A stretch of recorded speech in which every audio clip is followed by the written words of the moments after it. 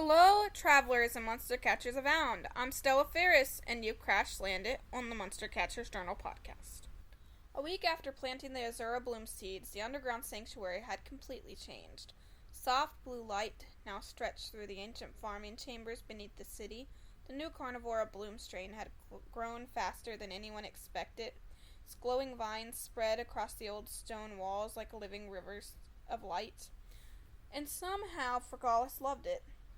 Their strange snail hybrid spent almost all of its time near the Azura bloom chambers now.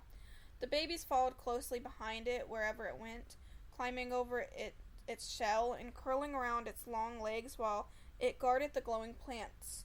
Honestly, the terrifying forest creature had become weirdly peaceful. Well, mostly peaceful. "Stop eating the wires," Astra shouted while pulling one of the baby Fregalis away from the control panel. Luna sat nearby watching the chaos with a tired expression. "Still can't believe these things survived in the Crimson Forest." One of the babies immediately climbed onto her head. "I'm going to the Lava Kingdom," I laughed quietly, while kneeling beside one of the Azora bloom vines. The plants were healthy, huge glowing meat pods, hung from the ceiling roots, now enough to feed the sanctuary for weeks. Everything was finally right. Then the lights flickered, the entire chamber suddenly trembled, or Beak screeched loudly from above. A deep humming sound echoed through the underground city. Fregalis immediately froze, its antenna slowly lifted upward. Then the Azura bloom vines began glowing brighter and brighter. The blue light became almost blinding. "What's happening?" Zena asked. Nobody knew. The roots beneath the chamber's floor suddenly burst upward violently. Ancient symbols carved into the underground city walls lit up one by one in response. Fregalis let out a strange cry unlike anything I had heard before. Not aggressive, not fearful, painful. The creature staggered backwards while glowing blue energy spread across its shell-like body. The babies panicked immediately, scrambling around its legs, chirping loudly. "Something's wrong," I shouted. Fregalis collapsed beside the large Azora bloom root. Then the evolution began. The chamber exploded with light. Azora energy spiraled around Fregalis in massive glowing ribbons while the blood bark patterns across its body started peeling away like old bark. Its long insect-like legs dissolved into pure light. Its shell stretched upward unnaturally. The strange pouch in its stomach expanded outward before splitting into two enormous floating appendages. Luna stared in horror. "That's new." Fregalis screamed again as its entire body lifted from the ground. The chamber walls trembled violently. The baby hid behind us, while Orbeak shielded them with its wings. Then suddenly silence. The light vanished instantly. Something floated where Fregalis once stood. It no longer resembled the strange forest crawler we had rescued from the Crimson Forest. This creature was elegant, ghost-like. Its body flowed like drifting silk, while with pale shimmering patterns stretched across its skin. Long ribbons like tails floated weightlessly behind it, while two massive spoon-shaped appendages hovered beside its head. Inside them glowed swirling crimson energy. Its tiny black eyes opened slowly. The entire room felt colder. Astra whispered the first thing that came to mind. "What is that?" The creature floated silently toward the ceiling before looking down at us peacefully. The babies chirped excitedly instead of fearfully. They recognized it. Fregalis had evolved. I slowly opened my journal with shaking hands. "Frothar." The evolved glyph tilted its head curiously at the sound of the name, and somehow I could feel thoughts pressing gently against my mind. Not words exactly, emotions, calm, protection, hunger, loneliness. Frothar slowly drifted closer to the Azura bloom vines. The glowing plants immediately reacted to its presence, pulsing brighter than before. Then one of the massive spoon-like appendages opened. Inside was a swirling red membrane, covered in glowing patterns. A nearby loose stone suddenly floated off the ground. Luna blinked. The stone crushed instantly into dust. "Move," mind crush.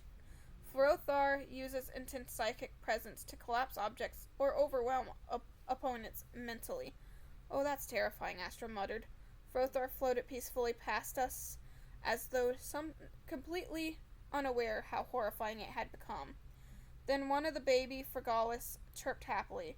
Frothar immediately scooped the tiny creature up gently, using one of its floating appendages like a cradle. My fear faded just a little. It was still Fregalis, just older, wiser, stronger, and evolved. Zena stared at the glowing walls in disbelief. The Azora bloom triggered the evolution. The underground city records never mentioned this, Astra whispered. I slowly approached Frothar. Do you remember me? The evolved glyph stared quietly for a moment. Then one of its ribbons, like tails, gently wrapped around my wrist. Beak chirped softly beside me. The chamber finally settled into a silence again, but deep beneath the sanctuary, the ancient city symbols were still glowing. And somewhere far below us, something had awakened in response to Frothar's evolution. The glowing symbols beneath the sanctuary refused to turn off. Even hours after Frothar evolved, the ancient markings carved into the underground city walls still pulsed softly with blue light. The deeper sections of the sanctuary hummed constantly now, like some giant machine slowly waking up from 1,000-year sleep. And honestly, it was making everybody nervous, Luna especially. I'm telling you right now, she said while pacing around the farming chamber, if ancient ghost robots crawl out of the walls, I'm leaving. They're not ghost robots, Astra sighed while studying one of the glowing symbols. You don't know that. Frothar floated peacefully near the ceiling above us while its ribbon-like tail drifted weightlessly through the air. The evolved glyph moved silently now, almost like it was swimming through invisible waters. The baby Fregalis followed underneath it constantly. One of them was hanging from Luna's hood upside down. Why does it like me? She complained. Because you fed it earlier. I fed it one mushroom.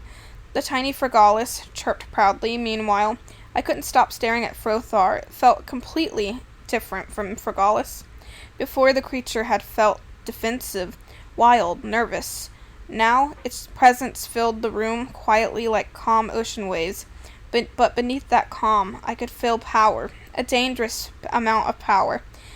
Beak suddenly screeched sharply. Frothar reactivated instantly. Its spoon-like appendages flared open. The glowing red interiors pulsed violently. Then every light in the chamber shut off. Darkness swallowed the sanctuary. What happened? Astra shouted. The humming beneath the floor suddenly became louder, much louder. Thump! The entire underground city shook violently. Dust rained from the ceiling. Then, somewhere deep below us, something roared. Not a glyph roar. Something mechanical, ancient. My stomach dropped instantly. That didn't sound good. Emergency lights flickered on dimly across the chamber. Frothar floated completely still now. Its tiny eyes locked downward toward the lower city levels. Then suddenly it moved. The evolved glyph darted toward the old elevator shaft at shocking speed. Wait! I shouted. We chased after it immediately. The ancient elevator platform beneath the sanctuary had barely worked before the Azura bloom started growing, but now the older mechanisms glowed with blue energy flowing through the roots wrapped around them. The platform slowly descended deeper underground, far deeper than we had ever gone before. The walls around us changed as we descended. The old stonework became smoother, stranger, covered in glowing symbols matching the ones Frothar activated earlier. Zena stared around nervously. This part of the city wasn't on the map. Even Luna looked uneasy now. That's because civilized people don't build this deep underground. The elevator finally stopped with a loud metal groan. The doors opened slowly, and all of us froze. A gigantic chamber stretched before us, hidden beneath the sanctuary. Ancient machinery lined the walls, covered in Azura bloom roots. Massive glass tubes towered toward the ceiling, most shattered long ago. But one remained intact. Inside floated a creature, or at least part of one. A massive eye slowly opened within the tube. Luna screamed immediately. Nope! The eye turned towards Frothar, and Frothar responded. The evolved glyph floated forward silently while the symbols across the chamber walls began glowing brighter and brighter. Then a voice echoed through the chamber, not through speakers, inside our heads. Genetic strain recognized. Astra looked horrified. What? Evolutional successor detected. The giant eye focused directly on Frothar. Project Frothar complete. Silence filled the chamber. I slowly looked at the evolved glyph floating ahead of us. Project Frothar turned slightly toward me, and for the first time since its evolution, I saw fear in its eyes. Then the containment tube cracked. Cracks spread rapidly across the massive containment tube. Blue liquid poured onto the chamber floor while warning symbols flashed violently across the ancient walls. "That's bad," Luna yelled immediately. The giant eye inside the tube blinked slowly. Then something huge moved in the darkness behind the glass. Not mechanical, alive. The tube shattered. Azora fluid exploded across the chamber floor as a gigantic creature collapsed halfway out of the containment pod. Thick pale tendrils dragged across the ground while ancient machinery snapped apart beneath its weight. The thing looked unfinished, half organic, half artificial. Its massive body resembled a distorted Frothar, but enormous cables and broken metal frames were fused directly into the flesh, and its single giant eye locked directly onto us. Beak screeched furiously. The babies immediately hid behind Luna. "Why is it always eyeballs?" she shouted. The creature twitched violently, then the voice returned inside our minds. "Instability detected. Primary subject failed." The giant creature suddenly looked toward Frothar, floating silently near the chamber center. "Successor identified." My stomach twisted. "No!" Astra slowly backed away from the creature, this underground city. They were experimenting on glyphs. Senna stared horrified at the broken containment tubes lining the chamber walls. "We already knew that. But this is far worse than any experiment we've ever seen before." They were creating newer glyphs out of, 2 different glyphs. This is really bad," Senna said. The giant creature let out a horrible, distorted cry that shook the entire chamber. Then it lunged. "Move!" Massive tendrils slammed into the floor where we had been standing seconds earlier. Ancient stone shattered everywhere. Frothar reactivated instantly. Its floating appendages opened wide. The glowing crimson interior pulsed violently. "Move!" Mind crush. Invisible psychic pressure slammed into the giant creature, stopping it mid-attack. The chamber groaned loudly under the force, but the creature kept pushing forward. "It's too strong," Astra shouted. Frothar's ribbon-like tails flared outward, while Azora bloom roots suddenly burst from the floor beneath the monster. The roots wrapped tightly around its tendrils. The evolved glyph was controlling the plants. The giant eyes narrowed. "Successor superior." Then the monster screamed. The psychic blast shattered nearby glass tubes instantly. Luna grabbed one of the baby Fregalis protectively. I officially missed the forest. The creature suddenly focused directly on Frothar again, and that's when I realized something horrifying. It wasn't trying to kill Frothar. It was trying to reach it, almost desperately. Frothar floated backwards cautiously. Then images flashed across my mind suddenly, not memories from me. From Frothar, I saw ancient scientists beneath the sanctuary long ago. Blood bark roots, Azura Bloom's experiments, glyphs trapped inside containment chambers, failed evolutions. Pain, so much pain, and finally Fregalis. The species had escaped before the experiments were complete. The Crimson Forest hadn't been their natural home. It had been a hiding place. The giant creatures let out another distorted cry. Not anger this time, loneliness. It had been trapped down here alone for centuries waiting. Frothar slowly lowered its appendages. The psychic pressure disappeared. "What are you doing?" Astra shouted. The giant creature stopped moving. The entire chamber became silent except for the humming Azura bloom roots spreading through the walls. Frothar slowly floated closer to the creature. Closer, closer. Then one of its ribbon-like tails gently touched the giant creature's face. The monster froze instantly. Its giant eyes widened slightly, and for the first time it calmed down. Blue light spread softly between them. The broken machinery fused into the creature's body, slowly began dimming. Frothar turned towards me quietly, and somehow I understood. This wasn't a monster. It was another felled glyph, one that had never been free. Luna looked completely stunned. "We are not bringing that upstairs." The giant eye blinked sadly. "Okay, maybe I feel a little bad for it now." Deep beneath the sanctuary, the Azura bloom roots continued spreading through the forgotten city. and somewhere in the darkness beyond the chamber, more containment systems quietly began powering back on. Let's just hope there isn't more of these creatures. The giant unfinished creature remained curled near the shattered containment tube while the underground chamber slowly shook around us. Azura bloom roots continued spreading through the walls like glowing veins, feeding energy into the ancient city system by one, and the massive eye never stopped watching us, not angry anymore, hopeful. The babies cautiously peeked out from behind Luna, while Frothar floated silently beside the unstable creature. Every so often the monster twitched violently and parts of its body flickered between solid flesh and glowing energy. Astra knelt beside one of the broken control panels, studying the ancient symbols nervously. "It's destabilizing," she said quietly. "What does that mean?" Luna asked. "It means its body is collapsing," I said. The giant creature suddenly convulsed painfully. One of its massive tendrils dissolved into blue particles before reforming again. The entire chamber trembled. Frothar immediately moved closer protectively, its ribbon-like tails wrapped gently around the creature while soft psychic energy flowed between them. I stared at the unstable glyph for a long moment, then I remembered something, the stabilizing stone.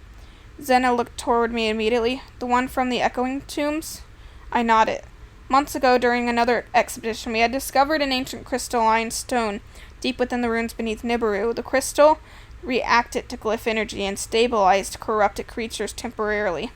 I had kept it hidden ever since, mostly because touching it made my hands numb. Luna blinked nervously. "You're telling me you had a magical evil rock this whole time?" "It's not evil." The stabilizing stone inside my satchel suddenly began glowing faint blue. The unstable creature reacted instantly. Its giant eyes widened.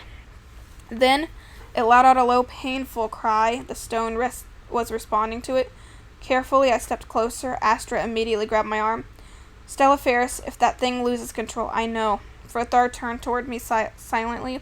Then it slowly lowered its appendages, almost like giving permission.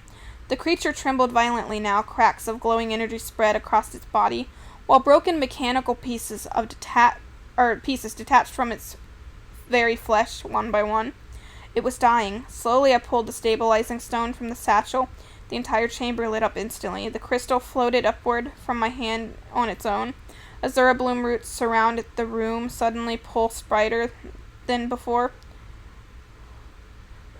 The giant creature reached toward the crystal weakly, and then the stone fused into its chest. The explosion of light knocked all of us back. The chamber shook violently. Ancient machinery screamed to life across the underground city, while blue energy spiraled out around the creature in enormous rings. The unstable body began changing. The broken metal frames fused into some smooth armor like plating before dissolving completely. Its massive tendrils shrank and reformed into an elegant flowing tails. The giant eye split apart into two glowing crimson eyes. Its distorted body composed inward while the Azura bloom roots wrapped around it like a cocoon. Luna stared in horror. Why does every evolution feel illegal? The cocoon suddenly cracked open. A massive pulse of psychic energy blasted through the chamber. Then the creature emerged, complete. The new glyph floated gracefully above the chamber floor. Its body resembled a massive spectral jellyfish mixed with an ancient celestial serpent. Long, glowing ribbons drifted behind it, while circular halo-like rings floated slowly around its body. The cracked mechanical corruption was gone. Now it looked beautiful, ancient, powerful. Its glowing red eyes opened softly. The chamber immediately became quiet. Even the city system stopped shaking. Beak chirped cautiously. The baby stared in awe. Frothar floated closely to the new creature. The two glyphs touched foreheads gently. Then the new glyph looked toward me. Inside my mind I heard a calm voice. "Freedom." I swallowed hard. "You can talk?" The creature's rings rotated slowly around its body. "Not with sound." Astra looked completely stunned. "It's fully stabilized." Zena stared at the glowing symbols around the chamber walls. "The city recognizes it now." Ancient writing suddenly illuminated across the stone floor beneath the creature. "Subject designation restored. Glyph identification. Eklyth. The newly reborn glyph floated silently above us while the azura bloom roots surrounding the chamber slowly calmed. Luna crossed her arms. Okay, that one's actually kind of pretty. One of the baby Fregalis immediately climbed onto Eklyth's floating tail. The giant celestial glyph blinked in confusion, then carefully lifted the tiny creature closer, and for the first time in centuries, the forgotten underground chamber beneath the sanctuary no longer felt haunted.